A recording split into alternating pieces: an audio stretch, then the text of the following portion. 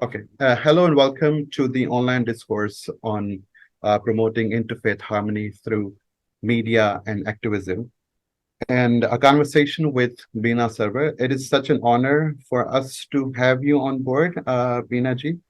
A quick introduction for our guest today. Sarwar ji is the founder and curator of Sapan, which is South Asian Peace Action Network, and she's also founder editor of Sapan News as well. So I would hand over the mic to her to start off about herself, her journey, and how the idea of founding Sapan came into perspective. So thank you so much, Binaji. You can start over. Thank you so much, Furqan. I'm really honored to be here. I think that the goals or the idea of a South Asia Research Institute on Minorities is really aligns with the goals of Sapan, which, as you know, is the South Asia Peace Action Network, as you mentioned. So the idea for Sapan came about because I've been working, as you might know, on India-Pakistan peace for many years, since the mid-1990s. And I also headed Aman Ki Asha, the Hope for Peace between the Jung Group and the Times of India, which was launched in 2010. So I actually worked as a journalist with Aman Ki Asha as an editor, and the website is I'm still keeping the website going. It's amankiasha.com. So, but we realized, over the last few years, it has seemed that India-Pakistan, the relations cannot move forward because they are just too stuck in their entrenched positions. And it is holding the development of the whole region back.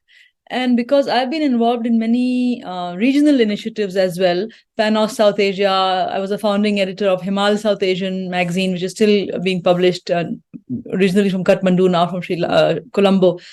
I've been part of South Asians for Human Rights and other South Asian initiatives. And so over the last, I would say, I guess it's almost 30 years since Pakistan India People's Forum for Peace and Democracy started. So I've developed a lot of contacts and connections around the region.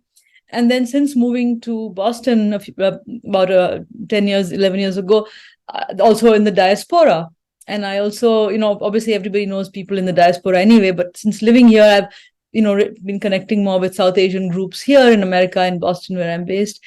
And so then, COVID happened, as you know, and then Pulwama had just happened, and it was just, the situation. Every time India-Pakistan start to have some kind of dialogue or something, some breakthrough happens, something happens to pull it back. And then both sides say, I'm not talking, you're the one who's bad.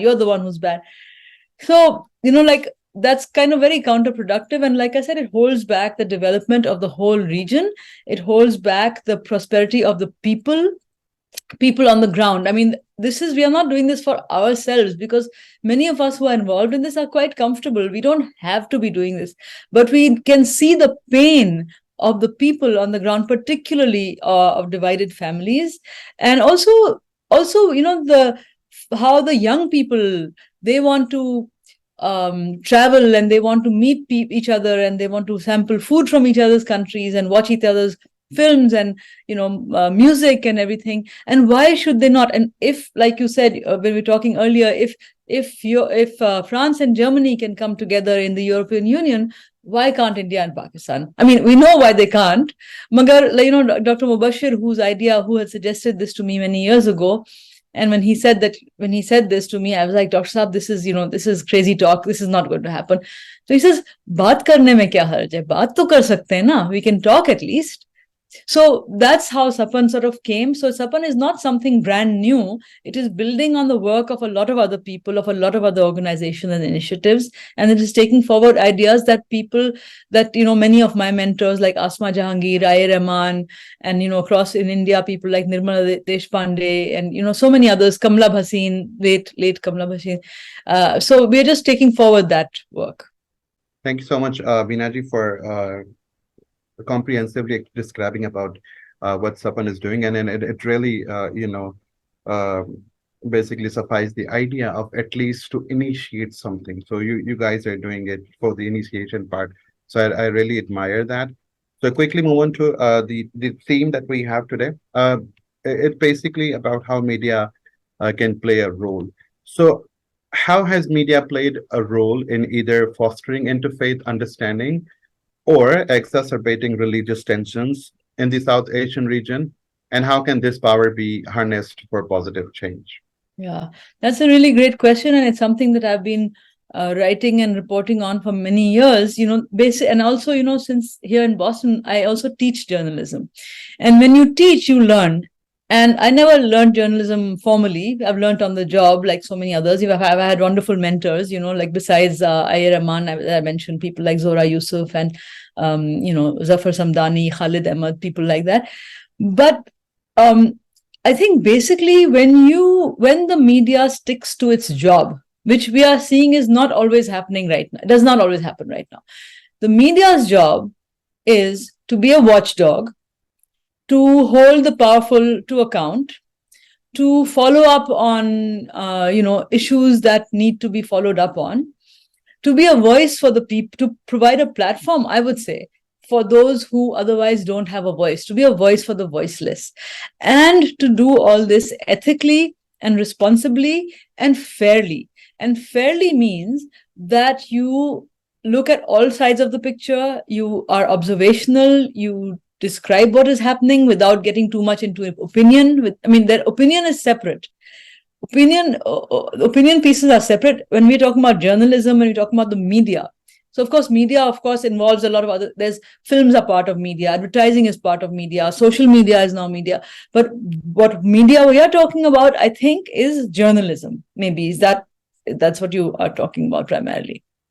So for the ethics and responsibility of journalism to be followed properly, and what I tell my journalism students is to keep these three things in mind: the process and the context and the long view, and what I said earlier about being fair to all sides. And that means no name calling, no stereotyping, no, for example, I don't like to use words like terrorist, because one person's terrorist is another person's hero. So that's labeling. So I would say the media should also avoid labeling, and describe the situation, and it's easy to slip. And today with the social media, the way it is so easy to follow that, that momentum that is generated by social media of reactivity and immediately calling out people and shaming people publicly without getting the full picture, lots of opinion on an issue without getting the full understanding.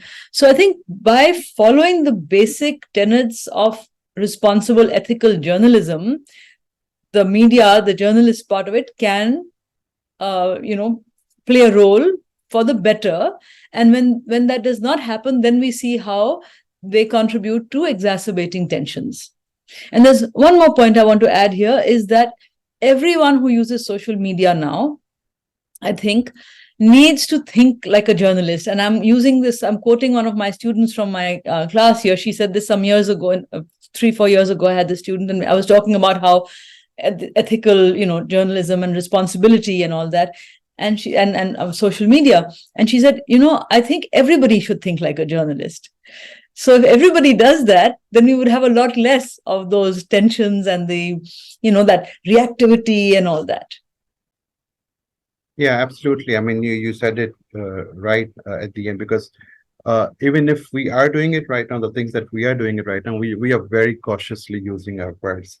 So, I mean, being media acting as watchdog is required these days, because in our part of the world, what happens that every media, or what happens, कि एक हुकूमत बनाती है, एक गिराती है. So that's basically happening over here, especially in our part of the world. So yeah, it has to have balance. It has to have voices of the voiceless, like Sapan is doing. Like even we are also taking baby steps. We are regularly, routinely taking on board people who are working on the ground and who are basically providing us the right information, the kind of issues the minorities or the marginalized communities are facing. So yeah, it has to have some balance, or at least neutrality, when it comes to Exactly. On to another question. Could you share specific examples of successful media-driven initiatives or projects that have been effectively promoted that have effectively if promoted interfaith harmony in the very region, like our region, especially the South Asian region. Yeah. So I think one of the biggest examples of this would be Aman Ki Asha, Hope for Peace, which was launched in January 2010. So it was not meant for interfaith harmony as such, but it was meant as a platform between India and Pakistan. It was like for that. But because our countries are so now heavily defined by religion, India is considered to be Hindu, Pakistan is considered to be Muslim. And of course, this is not the reality, because within India, there are so many different communities. Within Pakistan, there are so many different communities. So that was, I think, a very successful platform. I don't know any other media-driven initiatives for interfaith harmony as such, but I think that, like I said earlier, if the media just plays their due role, then they are promoting interfaith harmony, and it just happens naturally. I don't think the media need to make a project for it. You can, but where you seek out people and one of the things we did at Sapan is that we had a dialogue, an interfaith dialogue on climate change. And from Pakistan, we had Peter Jacob, and he said, I'm not really a faith leader, so why are you calling me? So I said, yeah, because, we know you from such, and you reach out to people that you know.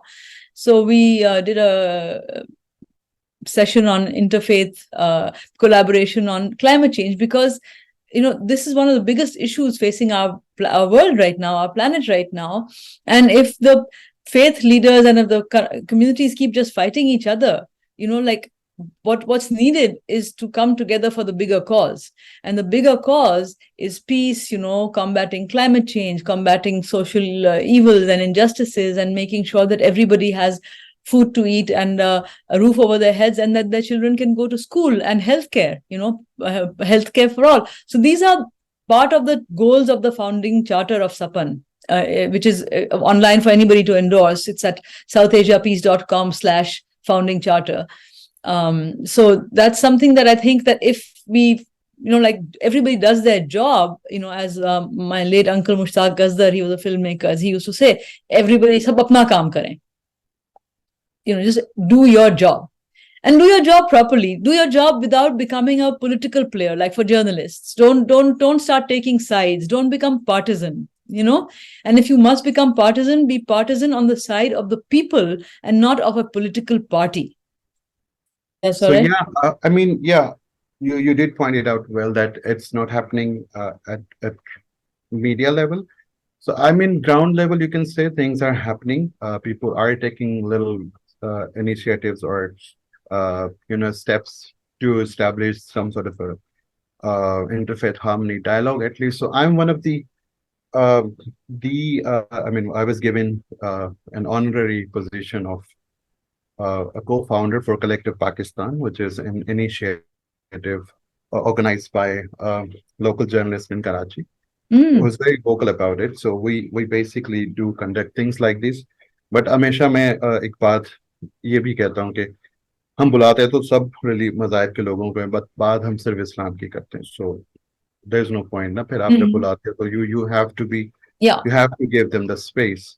Yeah. So it's about कि जब आप बुलाते हो, then you're labeling your own religion, और फिर उनको अपनी चीजें वो कर रहे होते हो, feed कर रहे हो. So there's no point initiating. Yeah. So it has to have. Really appreciate what Sapan is doing. And quickly moving on to another question, that is, in a diverse and complex region like South Asia, what strategies do you believe are most effective for activists and media professionals to engage with religious communities and bridge gaps? Yeah, I talked about this a little bit. I think that, to be sensitive to the fact that there are other perspectives. So not, for example, in Pakistan, a lot of meetings will start with the tilawat of Quran Pak, right? And, maybe there's people in the room who are not following that, who are, of other religions, of other. So, we don't have to put religion into everything, Religion, I think, is a private matter and should be allowed to remain a private matter and not be, guserified into every aspect of life. So I think that, and then to try and just be aware of other people, other faiths, and so there's another thing that happens is that when there's an interfaith relationship, like in terms of marriage, right? So then people get very, very upset, and then people can be killed for that.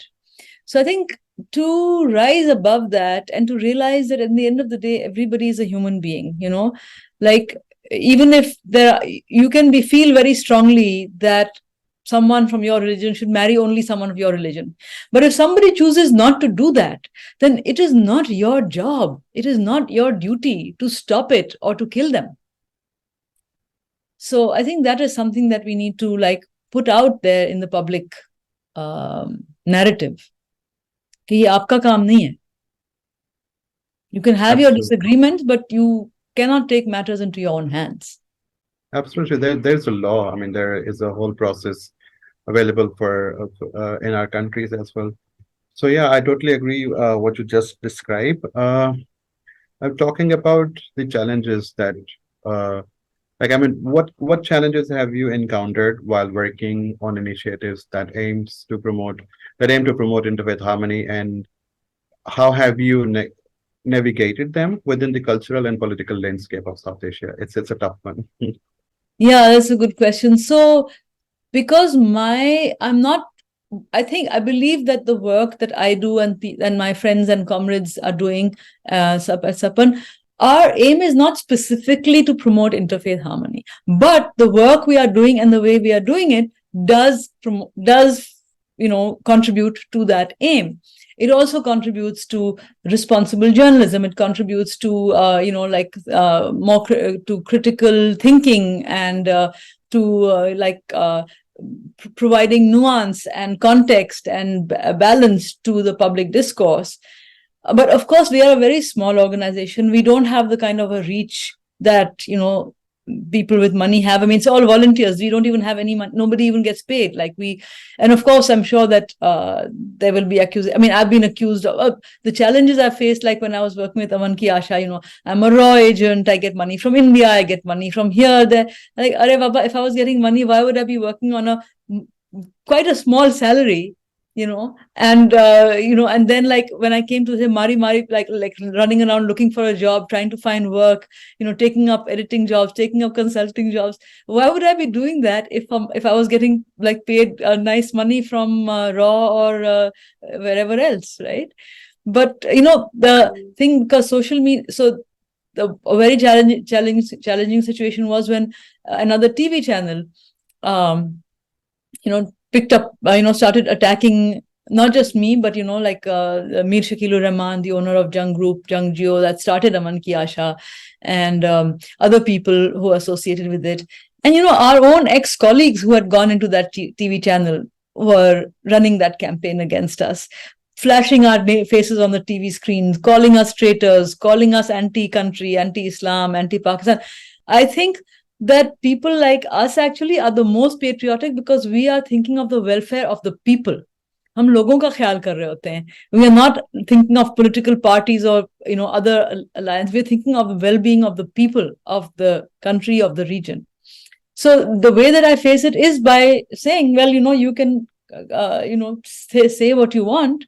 That doesn't change the reality that I am going to do what I'm just going to do my work. I'm just going to do what I feel I need to do in all conscience. So that's how I navigated it, is by just not reacting to them. Like jitni galiyan, and also a particular political party that became like a cult in Pakistan, its followers, the way they were abusing and trolling and maa behan ki galiyan. So I would just say, I'm really sorry for your mother that she has a son like you who uses this language. Or main kya keh sakti hu? I'm really sorry. Absolutely. It's absolutely, I mean, it's a very sorry situation. And hats off to you. You've been facing these challenges and you've been dealing with them with, intent, I should say. I mean, I think that's there. I think that the people who do this kind of attacks and stuff, it just shows, I think, how unhappy they are, how scared they are, like I would they say don't have, frustration. जैसे हम बच्चों को कहते हैं ना, use your words. बच्चों को जैसे हम सिखाते हैं, हम कहते हैं use your words. So when people don't know how to use their words, then they resort to violence, you know. या मेरे कोलीग हैं अक्सर कहते हैं कि हमारे आजकल के जो लोग हैं people have become very depressed or you know desperate. Basically they are very desperate about it. Yes. So given the proliferation of social media, you've already talked about it, platforms, how can individuals and organizations like Sapan or SARIM utilize these tools to promote tolerance and understanding among various religious groups in the region? Yeah, I think I've kind of already answered that. I mean, basically by just doing our work and trying to grow our connections, working together, making these connections, and instead of everybody working in their silos, like, so the way that I think of Sapan is that it's like this, like this orb, like this transparent orb with lots of nodes all around and inside, and lots of connections between inside. It's like very organic and fluid, and we connect people, we connect organizations, we bring, like these ideas that I've talked about. If you believe in these, then like we are not just working in one area, like, and there can be different organizations working in different areas, but then if everybody comes together for the larger cause of peace and tolerance and interfaith harmony, and like across different sectors, regardless of like whatever, you could be a scientist, or you could be a teacher, or you could be a pilot, or you could be a doctor, or you could be a somebody doing menial work. Magar, the aim of everybody, if you remember the common humanity, and to uphold the dignity of human beings regardless of their religion or skin color or ethnic background, or whether you disagree with how they practice their religion. So I think just so people keep saying, oh, we need more tolerance, there's so much intolerance. It's not about tolerance. I don't want to tolerate you. I want to accept you as a full human being with your dignity. Tolerance is a very condescending word, that, oh, I'll be tolerant of you. That's the least you can do, is to be tolerant. You don't need to talk about that, oh, I am so tolerant. No, you need to recognize the humanity and dignity of another human being. Yeah, I would say that there's a golden rule. One of my professor, he's from Spain. He's a good colleague of mine. He taught me the golden rule. Okay, treat others like you wanted to be treated. Yeah. How do you deal, disinformation and fake news when it comes to, disengaging, or at least initiating infusing violence flooded in social media? So इससे related भी अगर कुछ आप बताना चाहें तो how do you deal it? It's such a difficult situation because, like I said, see, the people who produce that kind of disinformation, I think it's important to remember that it's not organic. Some of it might be organic, but many of them are paid. They are paid troll armies in India and in Pakistan. And they are paid to spread disinformation. And in not just India, Pakistan, if you look at the Philippines, where Maria Ressa has done, the Nobel laureate, she has done work on this, that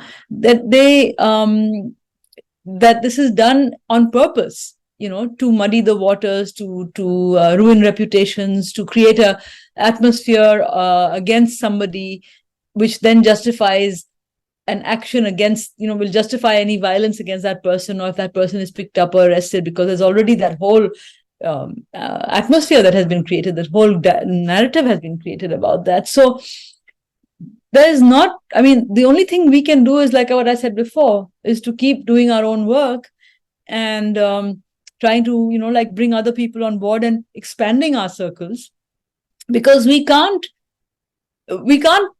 fight these troll armies. I mean, they will so we can only produce articles that fact check. We can produce material that says, you said this is the reality. You said this is the reality.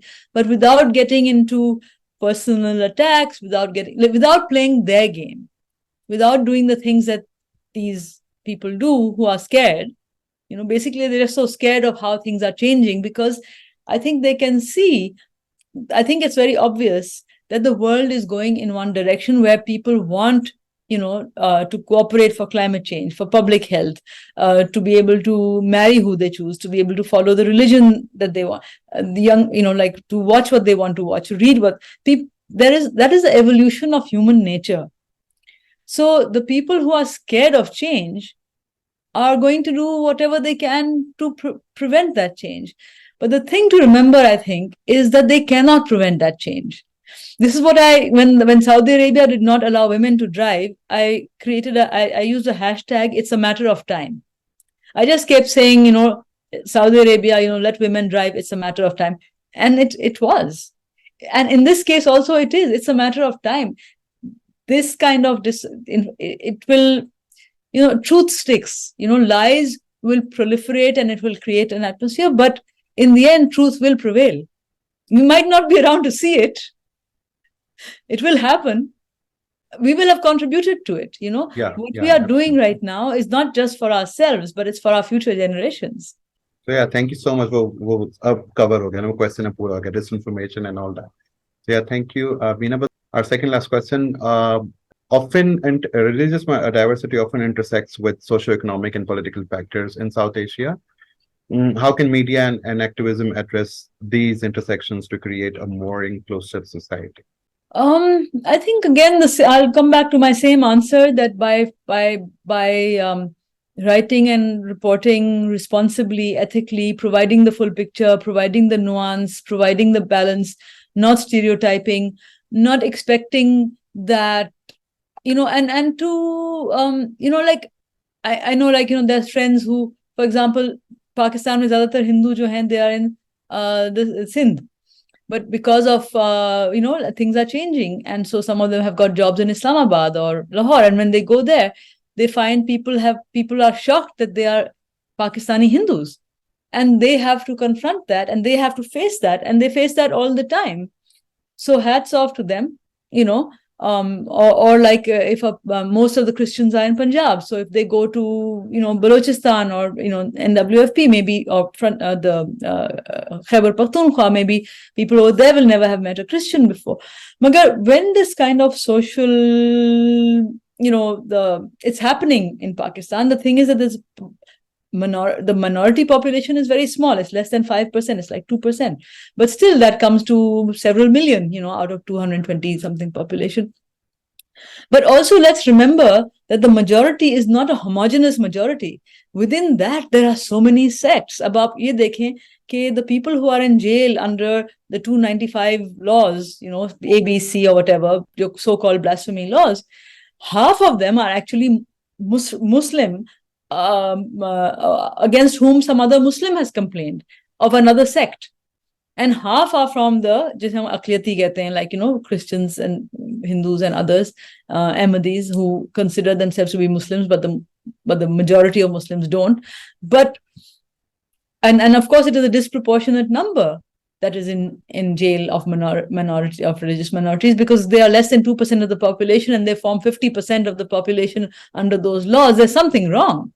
Something very, very wrong. It's not that the minorities of Pakistan go around, blaspheming, but it's that this law has been used as a tool to settle personal scores. I remember the case of many years ago of a chudiwala in Karachi, bangle seller, and there was an argument with his neighboring stall, with the guy who ran his neighboring stall. And he had, registered an FIR against him. So that guy, he was released, he was acquitted. But now, if you are even acquitted after such an accusation, your life becomes very difficult and you might have to leave the country. Sorry, this is going off on the tangent a bit, but I think it's important to flag these points as well. Yeah, absolutely. I was going through these statistics that you just highlighted. If I can recall the numbers, it was around 87% of them were the Muslims who were accused of blasphemy from different sects. So yeah, you can see the proportion of the level of cases or the level of settling of the scores with different sects in the country. So yeah. So our last question, I'll talk about your experience, or ask about your experience. What key role can educational institutions and curricula play in fostering interfaith harmony? And how can media activists contribute to shaping up these narratives? No, I think that's a great idea to have that kind of media better, have that kind of interaction, and to I think that journalists need to meet more such, and because I think it's important to remember that journalists also tend to be, they're part of society. They're like everybody else, but people are like, but you're a journalist, but how come you're doing? But so journalists have to always remember that they have a different role to play. They have a responsibility, and that means getting out of their silos, not just talking to people who are like themselves, but to actively seek out people who are not like themselves. And I think that goes for everybody, actually.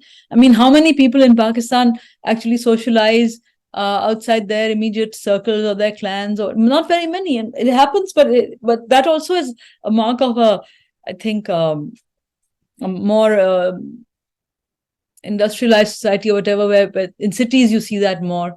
In the villages, obviously, there's not much opportunity. And to recognize that if people don't have that, then it's not because they don't want it, but because they never had the opportunity. And when they have the opportunity, then, to open their minds, open their hearts, open their, and people in Pakistan are so hospitable. I mean, in India, there's a initiative going on right now, Mere Ghar Aao, or something like that, like where people are, like inviting people who are not from their ethnic or religious backgrounds to come and have a cup of tea or have a meal, and so to break out of those silos. And like I said earlier, this is evolution, this is human nature. We are evolving, and we cannot keep living in those same bubbles. So we have to actively try and move beyond that. Thank you so much, Beenaji. You have amazingly responded to all of my questions. Most of them were very close to your personal, your professional life and the things that you've gone through. So yeah, on behalf of SARIM, we are very grateful to have you.